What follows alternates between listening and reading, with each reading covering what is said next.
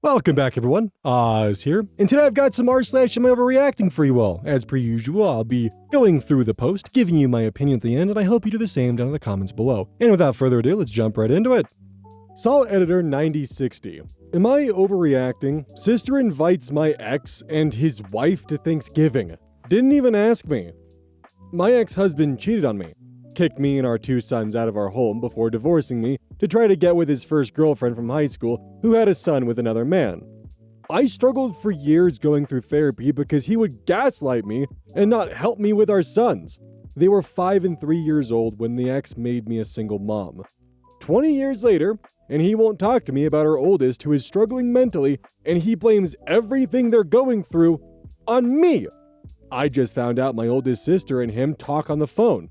And she invited him and his current wife, who doesn't like me, I've hardly seen her so I don't know why, to Thanksgiving. She invites them before me, and she never even told me. My oldest son did. It feels like betrayal, and I think he should be talking to me or to no one at all since he married me, had children with me, and we have a son in distress. My mom said my sister and he were friends before he and I were married and that I'm overreacting by feeling betrayed. 1, she met him the same night I did and he aggressively pursued me, not her. 2, if he can't talk to me about our son, then why is she friends with him? Forget that he blames me for his choices to discard us. 3, I don't want to spend Thanksgiving with someone who abused me and abandoned our sons, and I definitely don't want to spend it with his wife.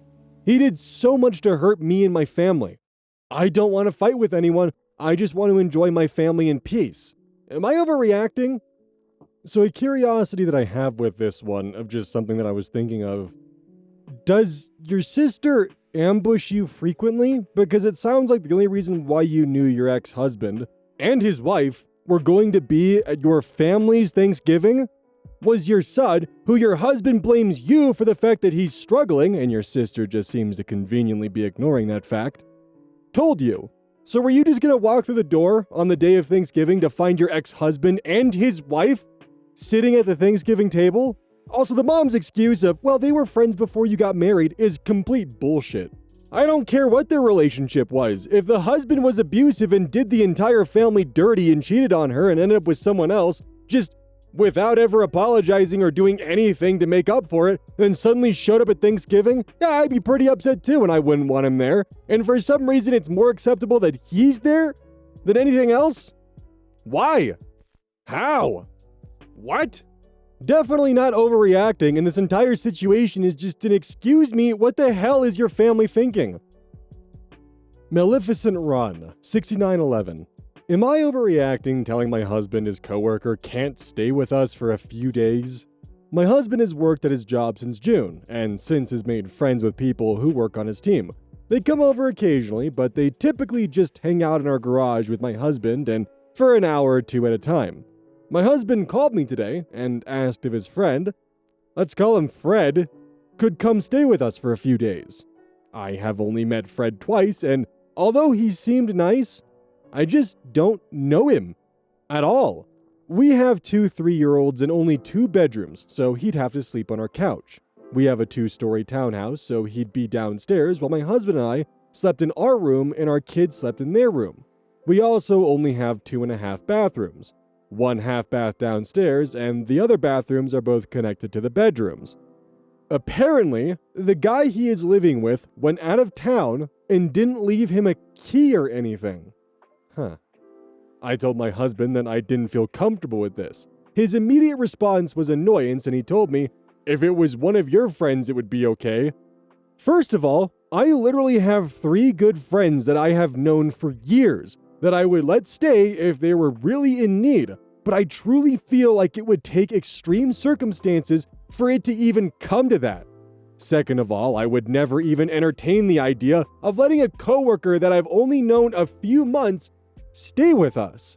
I explained that to him, but didn't feel like arguing, we've been arguing a lot, and said, well, you're the man of the house, so if you feel like it's a good decision, do it. But you asked my opinion. I gave it, and now you're pissed off. He replied with something along the lines of, "Well, I am the one who makes all the money." I could go on and on about why that sentence pissed me off so much, but for some context, I have recently become a stay-at-home mom. I'm pregnant with our third and had to give up the company I had built from the ground up due to being so sick and basically bedridden for about 16 weeks straight in the beginning of this pregnancy. Prior to that, though, I have always been the breadwinner. I've always been the one who put in the max amount of effort just to keep us afloat. He finally has gotten a job that supports us, barely, and he now holds it over my head constantly. He also barely helps with anything around the house. He never did when I was working either, and gets irritated if I complain that I'm tired or in pain since, there is absolutely no way I could ever be more tired or more in pain since he has been at work all day. And just to clarify, I'm never trying to say that I'm more tired or anything, but I should add that the company I owned was a very physically demanding job that I worked and basically ruined my body at for 3 years. But I'm also chasing toddlers around all day, trying to keep up with everything in our house, and I'm pregnant, and I'm in my 3rd trimester.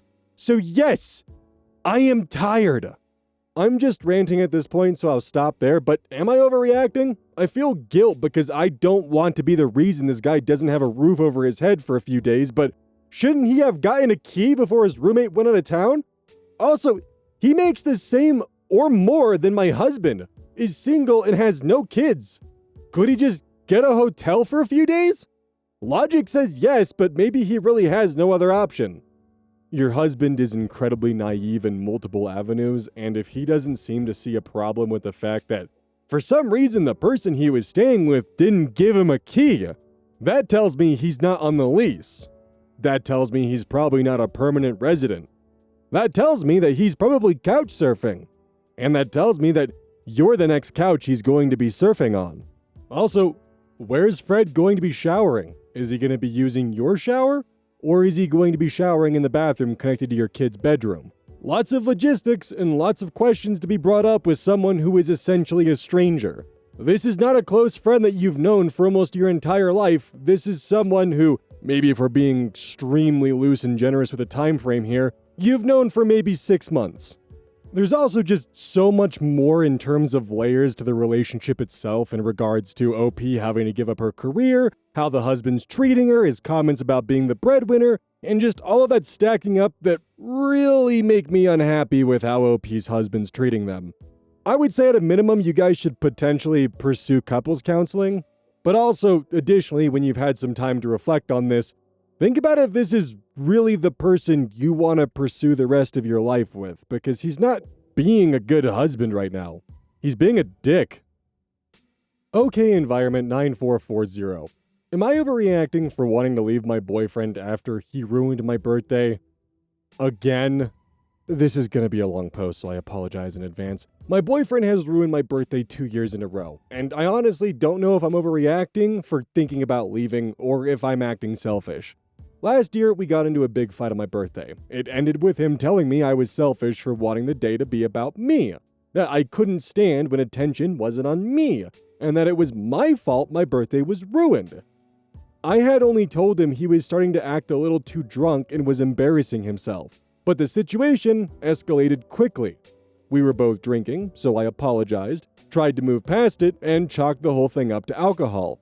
This year, I planned something I thought we both enjoy. I booked a 3-story arcade with go-karts, axe throwing, an indoor adventure park, and mini golf.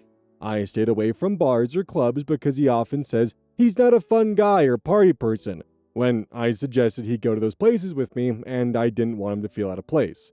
I wanted it to be something lighthearted and enjoyable for both of us.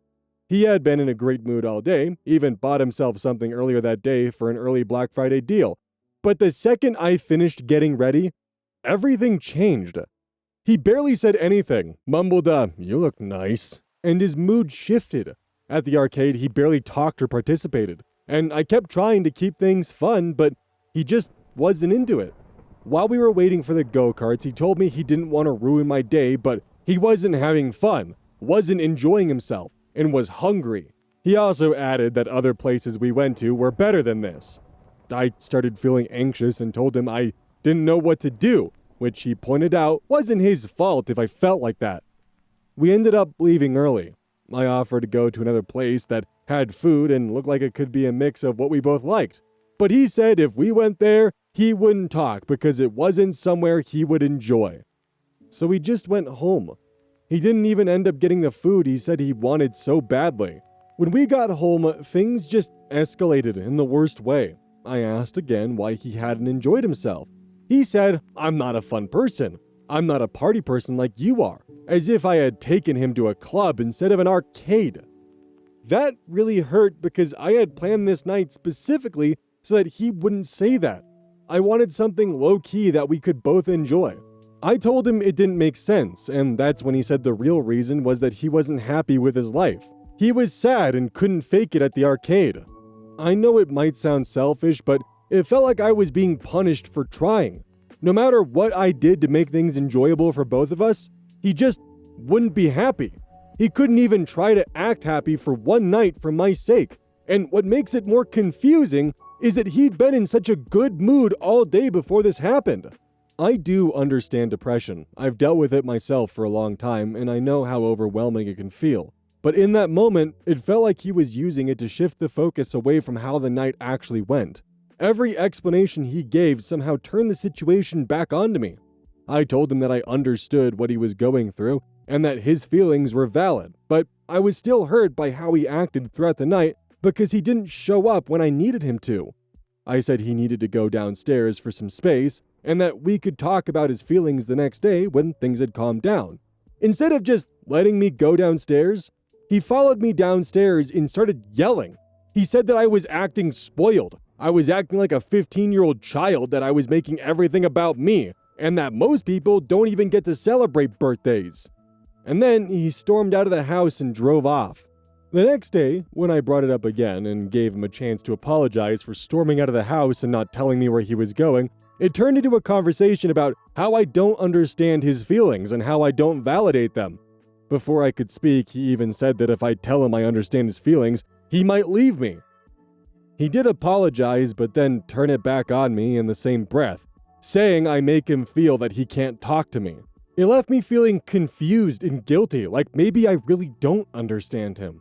Even though I've tried so hard to get him to open up to me, I've begged him before to talk to me about what's going on in his life, especially when I could tell something was happening at work. But every time I asked, he'd shut me down immediately. The conversation then turned into him again calling me selfish and spoiled because 1 out of the 3 times I was celebrating with family and friends the next weekend turned out bad, even though it turned out bad because of him. So it just felt like I couldn't win either way, like I wasn't doing anything right. I just left the whole conversation feeling awful.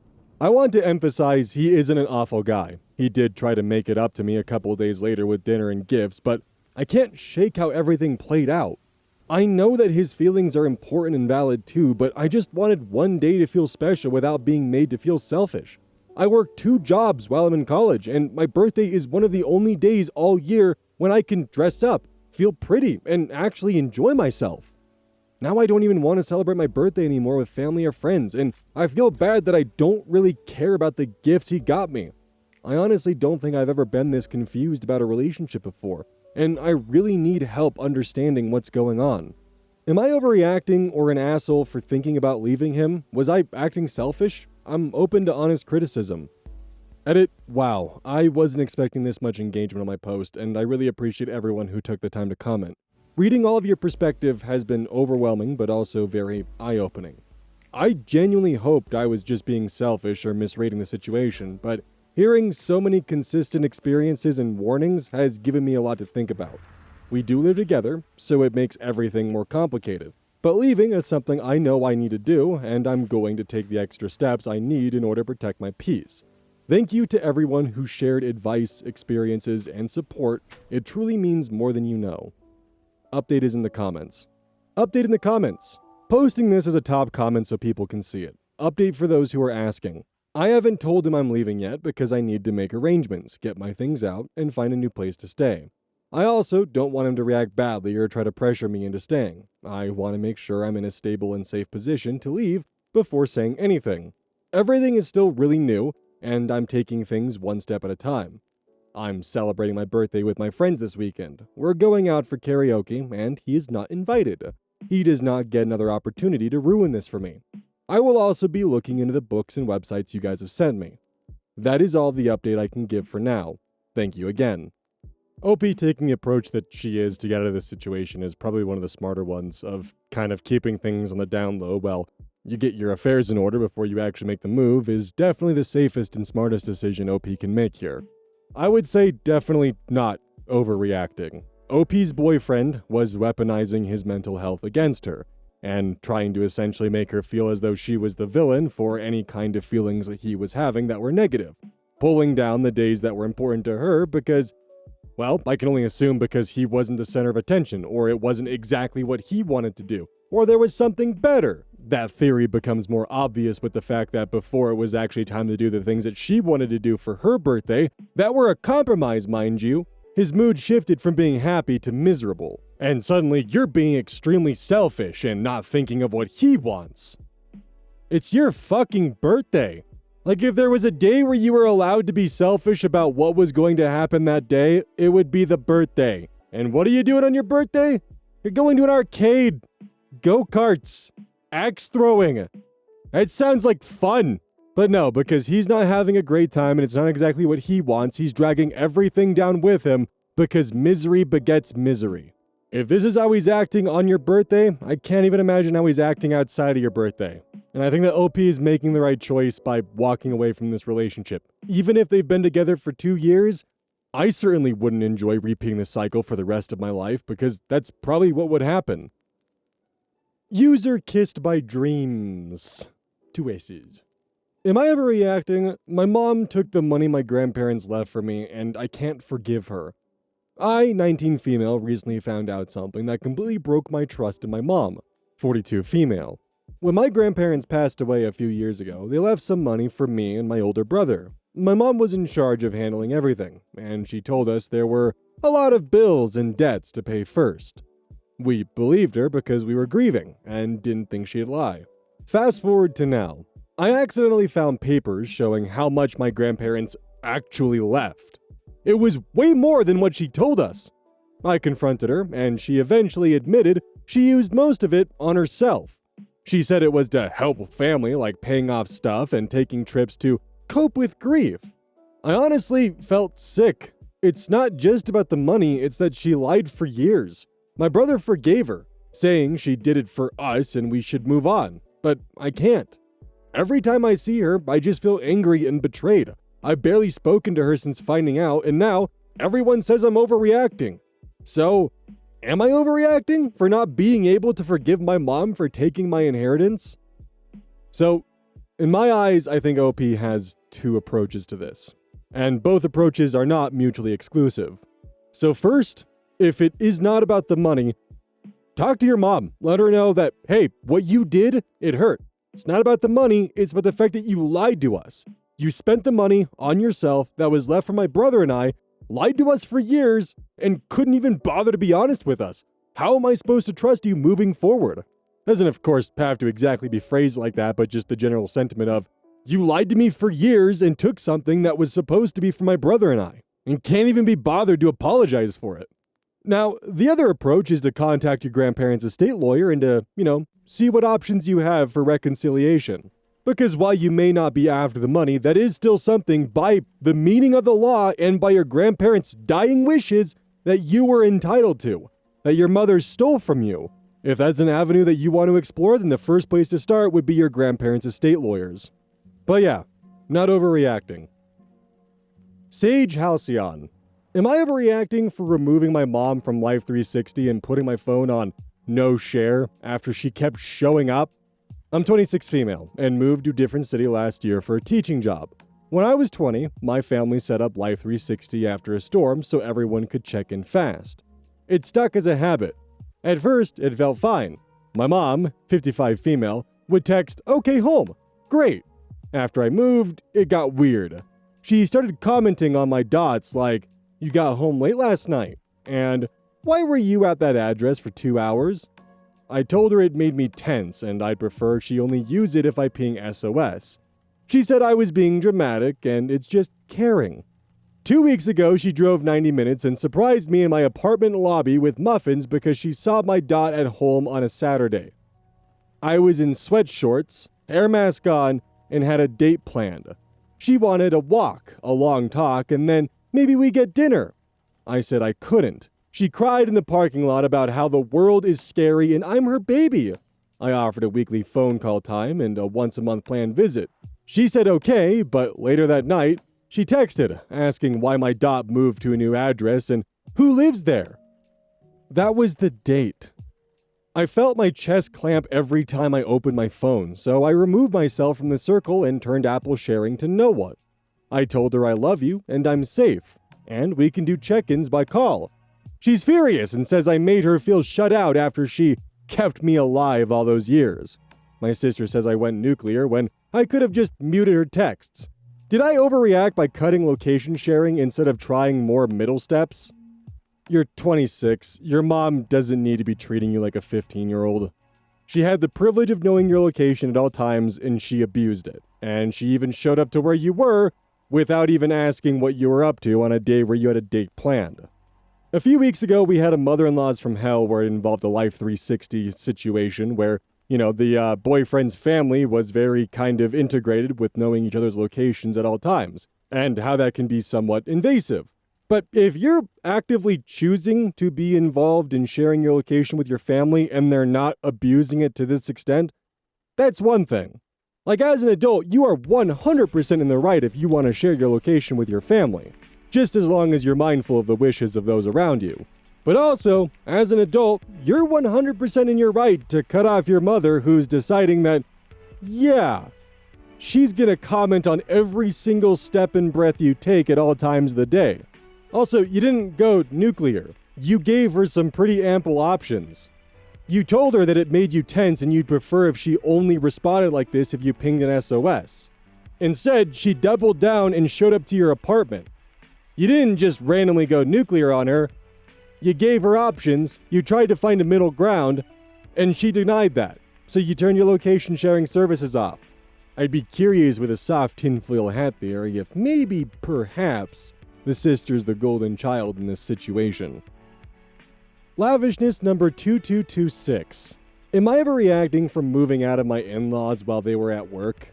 We moved out of my toxic in-laws' house while they were at work because of how we were treated, and now we're going no contact. There is more that happened, but feel free to ask questions. Backstory. It started while we were having financial difficulties, and my husband's mom convinced him that we should move in with them, about 2 hours away from my hometown. She said we would live in their fully furnished basement, which had 2 bedrooms, 2.5 baths, a small bar with a sink and mini fridge, and a sliding glass door that opened to the backyard. The house sat on a hill, so it sounded perfect, private, and comfortable. But when we moved in, I noticed something right away. Ring cameras. There were cameras upstairs by the front and back doors, one downstairs facing our sliding glass door, one on the upper deck, and even one by the garage. I knew immediately that we'd have no privacy. They even told me that if I wanted to step outside to smoke a cigarette, I had to go 30 to 40 feet away outside the back fence, even if it was raining. Soon, I realized my mother-in-law was listening in on us through the cameras. She'd make small remarks about things my husband and I talked about when no one else was home. My husband didn't believe it at first and tried to reassure me, but I knew she was listening. The first big red flag came when my husband hurt his leg at work. The doctor told him to rest, but when we told his mom, she said she didn't agree with the doctor and that he should be up walking and exercising it. My husband was shocked that she'd say something like that. Then came our son's 7th birthday. My husband's sister, her husband, their 2 kids, and his aunt with her 2 kids were all coming later that afternoon. That morning, my husband said he had a migraine and wanted to take a nap before the party. When his parents came in from the garage and asked where he was, I told them he was lying down. And they both started calling him a pussy. I was stunned, but bit my tongue because I didn't want to start a fight on my son's birthday. The party itself went well, and we all sat around a fire that night, drinking and playing games. But the next day, when everyone planned to go out for lunch before heading home, my in-laws made it clear that my husband, our 2 kids, and I weren't welcome. We went anyway. Later that night, my in-laws came home from a work event completely wasted. My husband's mom asked him to walk with her to get the mail, and while they were gone, my father-in-law started attacking me verbally. He called us moochers and terrible parents, even though I had 2 jobs and my husband had just started working 5 weeks earlier. He said he was ashamed to call my husband his son and that he wished his wife had given him up at birth instead of his older sister. I broke down crying. When my husband came back inside, he immediately saw something was wrong. I told him we needed to talk outside, far away from the cameras. Out behind the fence, I told him everything his stepdad had said. But before I could finish, his mom stormed out the back door yelling that we were rude and disrespectful. I tried to explain what her husband said, but she called me a liar. I told her to check the kitchen camera if she didn't believe me. She ignored that and started screaming that my husband's cousin had told her I called her a terrible name, a word I won't even use. My husband defended me, but she refused to listen. That's when my husband finally snapped. He told her she was drunk, that she had no right to talk to me that way, and that we were leaving. We packed up our kids and stayed at a hotel that night. The next day, we came to pack up our things and move in with my mom. His mom started crying and begging us to stay. So we did, hoping things would get better. But they didn't. Over the next 3 weeks, nothing changed. I was constantly anxious. His mom even started saying horrible things to our son about us. Things he would sadly repeat to me at bedtime. Finally, I broke down. One day while picking up my husband from work, I told him I couldn't take it anymore. I felt like I was going to have a mental breakdown. I told him I wanted to move back to my mom's. We decided to leave quietly that Friday while they were at work. The night before, my mother-in-law came downstairs and said she'd heard through the grapevine that we were planning to move. We didn't confirm anything. The next morning, I pretended to drive my husband to work, but we hid in our room until his parents left. Once they were gone, we packed the kids, loaded the car with everything that would fit, and started the 2-hour drive back to my hometown. About 20 minutes from my mom's house, my husband's mom started calling and texting. We ignored her. That night, she shut off his phone because she had added him to their plan when we first moved there. The first 2 weeks, she tried to message us on Facebook, guilt-tripping us, but we never responded. That was the day we finally got our freedom from alcoholic, verbal, and mental abuse. Definitely getting out of this environment was not overreacting in the slightest. Them using the cameras when it benefited them was telling, and them also ignoring the cameras when it was detrimental to them is equally as telling. It was a tool for them, not for you. Also, definitely sit down with your kids and have a conversation about what grandma and grandpa told to them, because that's pretty fucked up that they went to that approach of trying to essentially weaponize your kids against you. What they did is just extremely gross, immature, and just a whole host of other labels that I could slap onto it, but we all know that grandparents speaking illy of the parents to the kids is just not good, and can lead to a whole host of problems down the line. Definitely just vile behavior, and also definitely check with your state's abandoned property laws because they may have already gone and tried to throw away all your stuff. In the post, you said the first 2 weeks, which implies that it's probably been a bit longer. So, if your property is still within the window of it not being considered abandoned property, make it known to them that you intend to collect that property and that it's not abandoned. And then potentially get a police escort to then collect said property. Good luck, OP. Coco Toby. Am I overreacting for hiding all of the things I purchase in my bedroom? I, 19, live with my parents and my 2 stepbrothers, 18 and 20. Recently, as of moving into a new house with them again, I started noticing things going missing. This started when my parents told me they bought me and my younger brother a tub of ice cream each. Except, when I went to look, both were gone. It didn't bother me too much as I already had a half-eaten one and just took that. Turns out, younger brother ate both and never fessed up until my parents bugged him about it. Then, a few weeks later, I ordered some frozen food online. I work odd hours and sometimes didn't get to eat my dinner, so I buy frozen food for convenience. The next day, after putting them in the freezer with my name Sharpied on, they're gone. I tell my parents as these aren't cheap foods, and I bought them with my own money. But nothing comes of it. They just tell me to label it, which I did. Then, another tub of ice cream goes missing. Then drinks, also labeled. My older brother casually telling me he used my toothbrush, and now tonight. I dye my hair, and as such, I buy rather expensive dye, specific shampoo and conditioner. These are labeled in a bright pink bottle, and clearly say, for colored hair only on them. I go to use them tonight, only to find that one is almost empty, and the other is full of water. I'm honestly so sick of them taking my stuff that I blew up at my parents for not doing anything about it sooner, and told them that I would be buying a lock for my bedroom door and keeping all of the items I purchase, food, shampoo, drinks, everything, inside of my room until they sort it out. I still haven't been given anything in return for the upwards of 30 pounds worth of food and items my brothers have taken from me. They're let off the hook with nothing but a slap on the wrist and assume everything in the house is theirs. I'm so sick of the double standards because if I ate any of their food, I would get the lecture of a lifetime. Too long didn't read, stepbrothers stealing food and toiletries from me, adding up to a surplus of 30 pounds. I buy a lock for my door, and my parents are now mad. Am I overreacting? My guess would be is just because of how it is for our generation, moving out really isn't an option for you at the moment. Same goes for your brothers. I think getting a lock for your bedroom door is entirely reasonable, especially because your parents aren't doing shit to stop them from stealing your stuff. So I would probably lay that out. If they don't want you to put a lock on your bedroom door, then maybe they should actually give them the lecture of a lifetime instead. Get yourself a mini chest freezer for your room or something that won't destroy the carpet or floor it'll sit on top of, and that you can store your frozen food in, so that way, there's no need to worry about them taking your belongings or your stuff or your food or your toiletries. Store them in your room, make sure they can't get their hands on it. Definitely not overreacting, and hunker down in the meantime. Sounds like your parents have a bit of a favoritism streak towards your brothers, and you just gotta deal with that until you can get out of the house.